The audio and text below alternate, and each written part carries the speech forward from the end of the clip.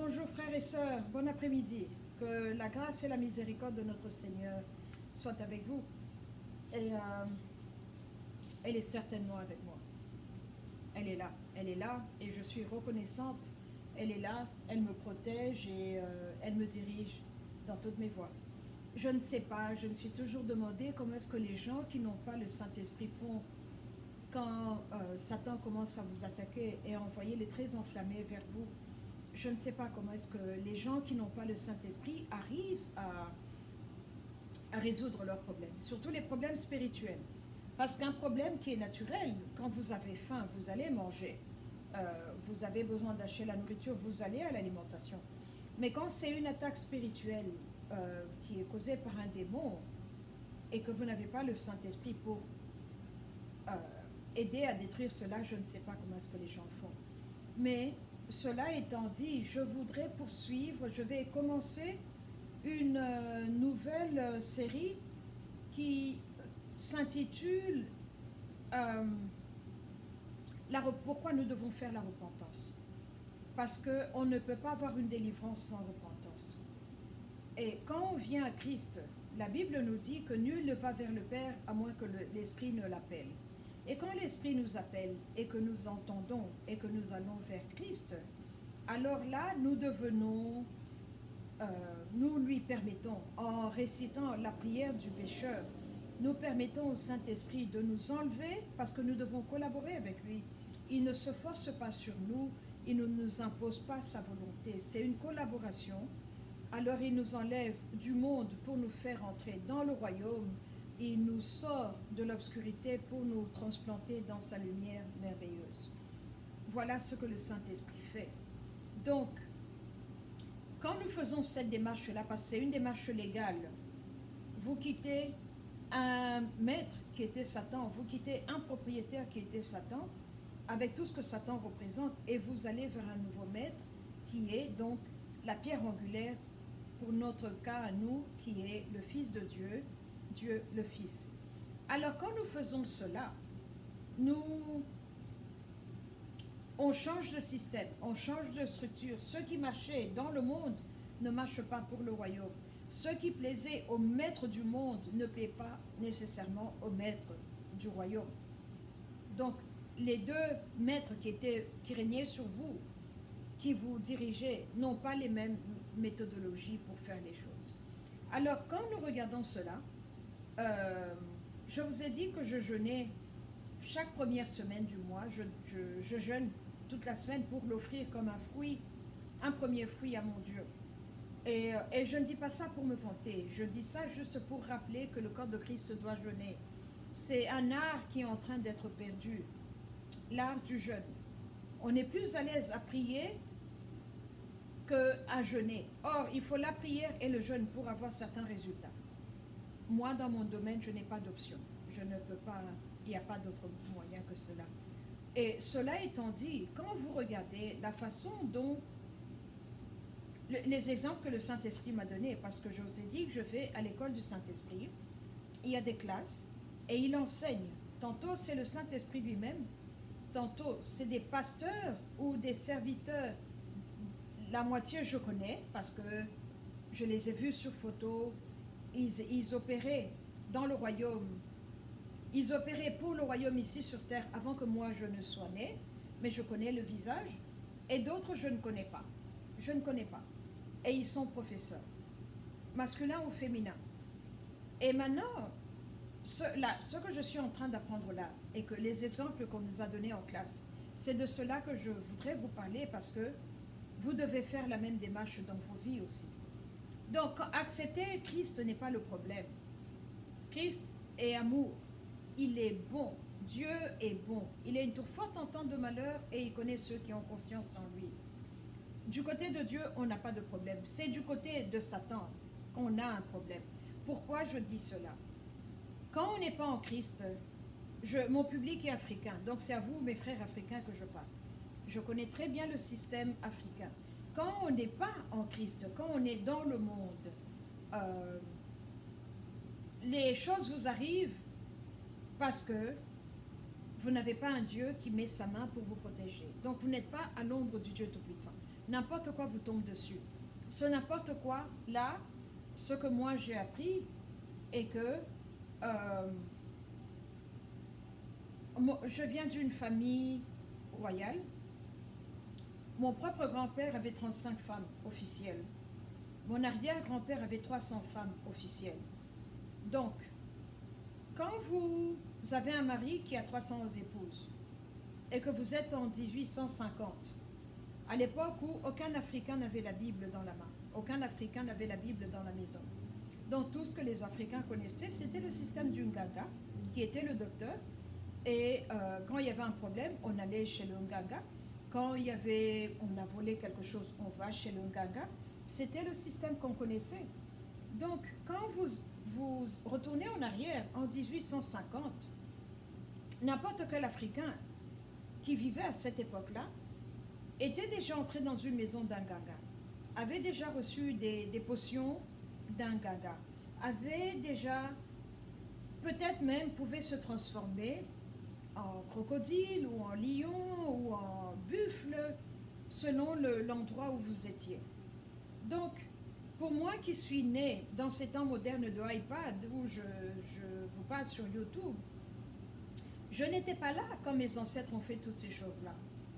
Alors, en 1850, un roi qui a 300 femmes. Les femmes veulent l'attention du mari. Alors, qu'est-ce qu'il faut faire? Il faut aller se laver. Se laver pour nettoyer le corps, enlever les saletés. Et alors maintenant, la personne qui vous lave, qui vous donne la potion, voilà ce qui se passe. Quand vous allez chez un Nganga ou marabout, quel que soit le nom que vous lui donnez, une personne qui est sage, qui a des connaissances, cette personne-là ne travaille pas seule.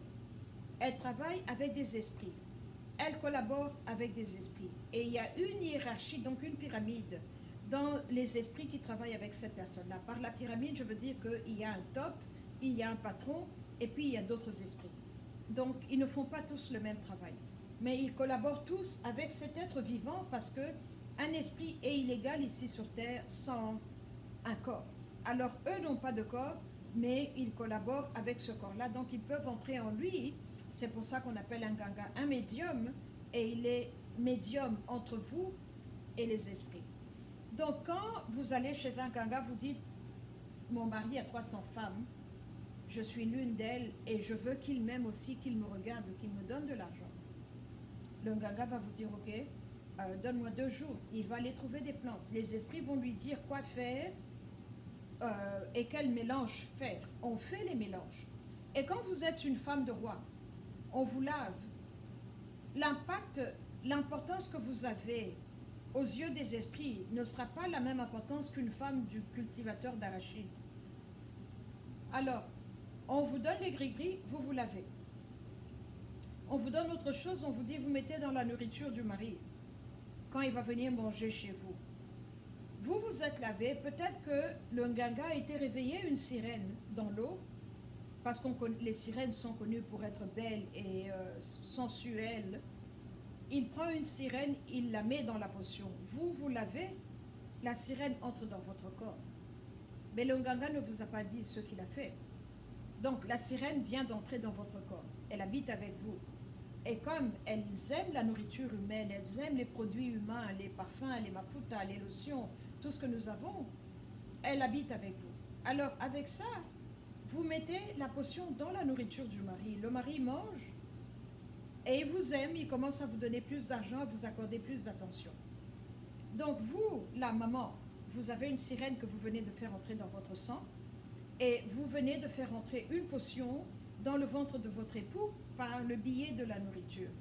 Et donc la potion que vous avez donnée au mari a un esprit qui entre dans le corps du mari pour faire le travail que le Nganga avait proclamé parce qu'il a décrété des choses. Et c'est comme dans le film d'Aladin avec le génie et la lampe. Donc, cet esprit-là est là pour exécuter la volonté du Nganga. Et la volonté du Nganga était que le roi puisse donner plus d'argent à la femme. Et la femme voit que oui, mon mari m'aime, oui, mon mari me donne de l'argent. Et elle va aller payer le Nganga, elle va être très contente du travail et même recommander ce Nganga-là aux autres, à ses amis. Le problème qui est celui-ci, c'est que ça c'était mon arrière-grand-mère, ça c'était mon arrière-grand-père. Elle avec la sirène, lui avec la potion qui vient d'entrer dans leur sang, ça devient un additif à leur ADN. Alors quand ils vont s'accoupler et se rencontrer, comme un mari et une femme se rencontrent, ils produisent un enfant. L'enfant va sortir avec une sirène et avec cet esprit-là, qui devient copropriétaire de l'enfant, au même titre que les parents sont copropriétaires. Alors maintenant, imaginez si à chaque génération, vous avez eu 8 grands-mères ou je ne sais combien de grands-parents de papa à qui on a fait manger ces saletés-là, et de papa lui-même qui va demander des potions pour la virilité, pour la force, comme ça il peut satisfaire toutes ces femmes multiples qu'il a. Les esprits qui viennent lui donner la virilité entrent dans son sang. C'est comme ça que les enfants naissent avec un très fort désir sexuel. Vous vous dites, ce n'est pas normal. Mais l'enfant lui-même ne sait pas que le grand-père, l'arrière-grand-père avait beaucoup de femmes et que l'arrière-grand-père avait été sollicité des gris-gris et qu'il a fait entrer ça dans son sang. Donc c'est comme ça que nous naissons avec des bagages qui ne sont pas de Dieu. Nous naissons avec un programme qui se colle sur le dos. Vous voyez comme des pantoufles des enfants, là, les velcro. Quelque chose qui se colle sur vous, mais que Dieu ne vous a pas donné. Ça ne vient pas de Dieu. Ce n'est pas là par la volonté de Dieu, mais c'est là par la volonté d'un homme. Et cet homme-là ou cette femme-là, pas homme, je veux dire l'homme générique, est votre arrière-grand-père. Alors c'est comme ça que vous entrez dans une dette spirituelle, dans un programme spirituel qui n'était pas à vous, depuis le commencement, et vous ne savez même pas comment est-ce que vous vous êtes retrouvé là. Alors maintenant, prenez-moi maintenant, avec tout ce que je viens de vous dire, donc combien d'ancêtres j'ai eu, combien d'ancêtres pouvaient se transformer en animaux. Je ne sais pas, je n'étais pas là. Mais s'il y avait un ancêtre qui pouvait se transformer en lion, un autre en buffle, parce que moi je suis du Katanga, on est dans la savane. Regardez bien, partout il y a des Africains qui se transformaient en un animal. Ou bien c'est un animal pour la protection, ou bien c'est un animal féroce. Vous n'allez pas vous transformer en une poule. Une poule à quoi comme fortitude? Mais se transformer en lion, oui. Pour les gens qui habitent au bord de l'eau, se transformer en crocodile, oui. C'est ça, un homme crocodile, mamba muntu en swahili. Pour les gens qui sont dans les montagnes, vous pouvez vous transformer en un gorille de montagne. Là, oui, parce que le gorille peut se battre, il vous emmène quelque chose. Ou bien alors, pour ceux qui sont dans les plateaux, les plaines, comme j'ai vu à Kinshasa, dans la vallée de Kinshasa, là-bas, aller du côté de Kinkole, beaucoup de gens étaient propriétaires de moustiques qui vont piquer les gens la nuit et vous ramener ce sang-là.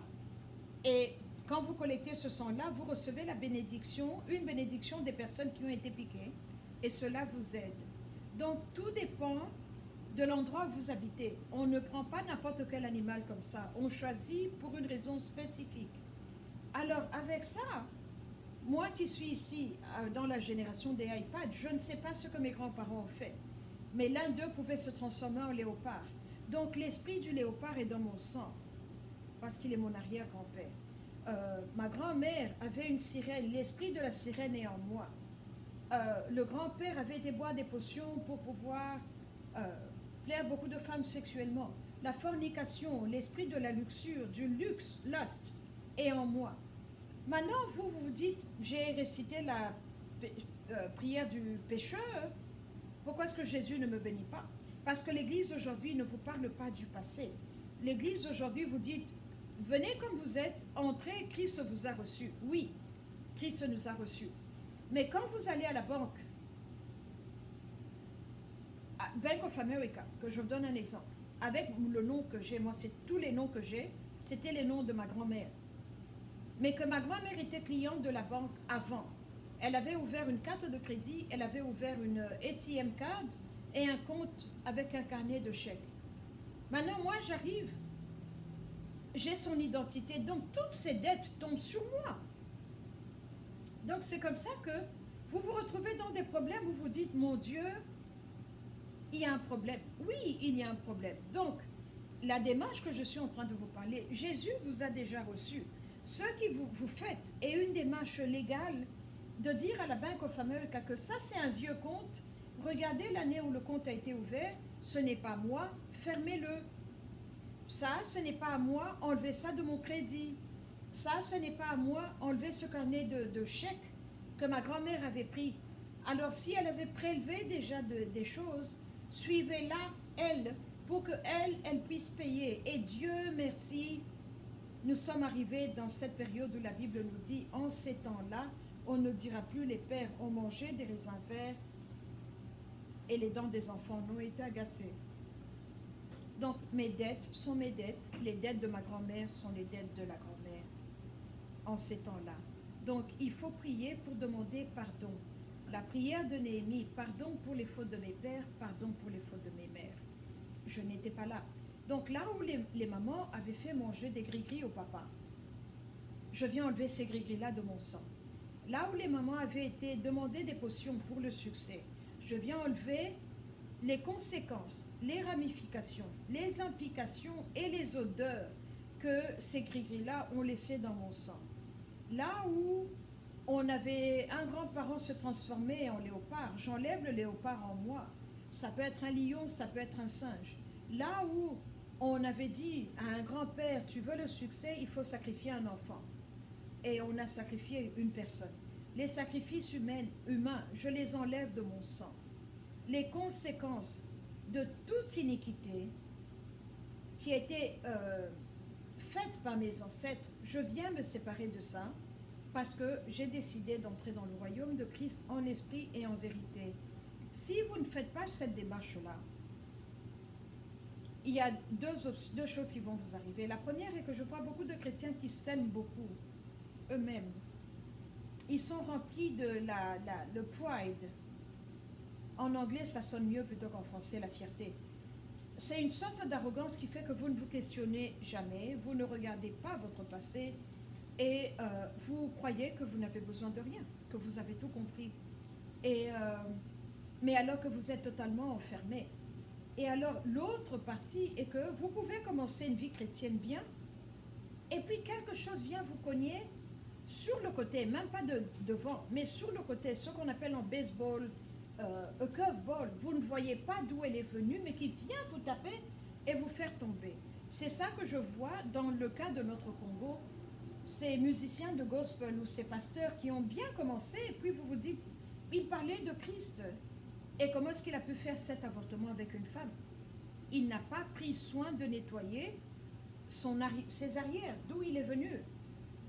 Il regarde devant, oui, mais les choses qui le poursuivent derrière, le mal que son papa a fait, le mal que la grand-mère a fait, le mal que le grand-père a fait, tout cela le poursuit. Alors juste au moment où il voit que vous entrez dans quelque chose, poum, on vient vous cogner. Et alors, vous pouvez avoir vos ministères. Quand je vois certains pasteurs, je me dis, c'est triste, il n'est entouré que des personnes de sa province. Il n'est entouré que des personnes de sa tribu. Mais il est un nuage vide. Il n'y a pas d'eau, il n'y a pas de substance. Jésus ne le connaît pas. J'ai vu très peu de ministères africains qui ont un ange. Parce que pour avoir un ministère établi et reconnu par Dieu, votre ministère doit avoir un ange. Je suis très sérieuse. Le Saint-Esprit va vous appeler et vous dire, voilà ton ange, vous allez collaborer avec lui pour l'agrandissement du royaume. Moi, j'ai un ange que j'ai vu il y a 17 ans. Dans toutes mes grandes batailles, il est là, fidèle au rendez-vous. Il me réveille, il me montre des choses. Et je ne lui parle pas, je ne prie pas et lui adresser mes prières. Il y a 5 jours, j'ai été attaquée. Tout ce que j'ai crié, c'était « Saint-Esprit !» L'aide est venue. La rapidité avec laquelle le Saint-Esprit, et je vous assure, il y a 5 jours, on a eu un tremblement de terre à 4 heures du matin. Je dormais, je ronflais. Un bruit est venu. Il y a 2 genres de tremblements de terre. Hein. Il y a le premier qui est up and down. On dirait que vous êtes sur une vague et l'autre va des côtés. Celui-ci, c'était comme si on allait up and down. j'ai crié à 4 heures du matin comme si c'était en pleine journée. Euh, j'ai crié Saint-Esprit, Holy Spirit, je l'ai dit en anglais. Je l'ai entendu, il m'a dit I'm here. Donc, la terre a continué à trembler, mais il me parlait. Ça a duré 5 minutes. Après 5 minutes, j'ai pris mon téléphone, j'ai regardé Earthquakes, ça nous a dit la magnitude, parce qu'on est en Californie, on est habitué avec les tremblements de terre, mais c'est une chose fréquente qui arrive ici. Mais ce que je voudrais vous parler, on va bien, on n'a rien perdu, mais la rapidité avec laquelle le Saint-Esprit répond est merveilleuse. Donc, un ministère normal, équipé par Dieu, reconnu par l'administration divine, a un ange qui est là avec vous, et très peu de pasteurs africains ont des anges dans leur ministère. Et donc, il faut retourner en arrière, faire des repentances. Il ne faut pas se dire, je prêche déjà, je n'ai pas de repentance à faire. Je prêche déjà, je n'ai pas de ceci à faire. Ce n'est pas vrai. Il y a la repentance à faire pour nettoyer votre passé. Cette vidéo que je fais là maintenant, je devais la faire, ça fait 5 jours. Je me disais après. Finalement, je me suis dit, ce n'est pas mon heure parce que d'habitude à cette heure-ci, je fais autre chose. Les différentes chaînes de prière où je me connecte. Mais je devais relâcher cette parole aujourd'hui. Donc, faites votre repentance, pas par rapport à votre mal à vous, par rapport au mal du passé. Peut-être que vous n'êtes jamais entré dans la maison d'un gaga, peut-être que vous n'avez jamais été consulté, un marabout, une sirène, ou que vous vous êtes lavé des choses. Mais vos ancêtres l'ont fait. Et si vous me dites non, mes ancêtres n'ont pas fait de mal, alors vous êtes encore endormi. Soyons réalistes, le mal est venu du passé, refusons le mal. Et la meilleure façon, vous n'avez pas besoin de connaître les démons, vous n'avez pas besoin de connaître le programme qui a été établi, quel genre d'animal le grand-père se transformait. Refusez seulement le mal de nos pères et de nos mères. Refusez et il y a un avantage, quand vous êtes d'une province spécifique, regardez la nourriture que vous mangez. C'est ça votre totem. Je crois que je vous en ai déjà parlé une fois. Et vous pouvez refuser donc cet animal-là et cet esprit-là, parce que c'est un animal, oui, mais c'est un esprit. Alors, vous pouvez être loin, vous vous dites, j'ai eu à prier avec des gens, la nuit, l'esprit vient vous gronder et vous dire, ils sont à moi, mais c'était une chauve-souris qui me parlait, qui était à l'envers, les pieds accrochés à un arbre et la tête en bas, une tête humaine, mais une chauve-souris. Et on se parlait, mais il me confrontait. Et je savais d'où il venait, la personne avec qui je priais était de la province orientale. J'ai eu à prier avec une sœur qui était du Kasaï, j'ai vu des chiens me gronder. C'est notre enfant. Donc, si vous êtes du Kasaï, refusez le chien. Enlevez le chien de votre corps. Enlevez le chien de votre sang. Enlevez le chien de votre chair. Refusez le mal qui vient du chien. Enlevez les bénéfices qu'il y a à manger cet animal-là. Si vous êtes là où vous venez d'un endroit où on mange le singe, refusez et expulsez le singe de vous. Si c'est le chat, refusez. Le hibou, refusez, parce que nos ancêtres ont fait beaucoup de choses. On n'était pas là. On ne sait pas ce qu'ils ont fait. Donc c'est comme ça que nous devons prier. Et c'est comme ça que vous allez nettoyer votre fondation et enlever les briques d'iniquité, nettoyer avec le sang de Jésus et les remplacer par des briques de droiture, parce que vous êtes un temple de... Nous sommes dans le royaume, une fois que nous sommes dans le royaume, nous sommes un temple de pierre vivante. Pas une pierre morte qui a été taillée, non, une pierre vivante. Donc il faut nettoyer le passé, expulser tous ceux qui habitent en vous et leur dire qu'ils doivent partir au nom de Jésus-Christ et demander de l'aide au Saint-Esprit et lui dire, Saint-Esprit, viens m'aider, nettoie-moi, délivre-moi, sauve-moi, c'est toi que je veux entrer dans le royaume en esprit et en vérité. Et vous allez voir le changement. Je vous assure, c'est réel et ce n'est pas de la blague. Le mal de nos papas, de nos mamans, partout il y a eu la polygamie, on peut me dire c'est notre façon africaine, vous pouvez avoir du bon temps. Le papa a du bon temps, mais pas les enfants et les mamans, mais les conséquences de ça. parce que les mamans se jettent des gris-gris, des malédictions et beaucoup de choses. Donc voilà ce que je voulais partager avec vous. Que la grâce et la miséricorde de notre Seigneur soient avec vous, qu'il puisse vous donner les idées sur lesquelles prier et refuser. Demandez-lui cela. La prière est un don aussi, hein, c'est un don de l'esprit. Je suis étonnée par, quand je commence à prier, je suis dans ces zones-là, les endroits où il m'emmène, je me dis, ça c'est beau, c'est tellement beau que ce n'est pas moi, c'est le Saint-Esprit. Et je lui rends tout honneur. Merci beaucoup.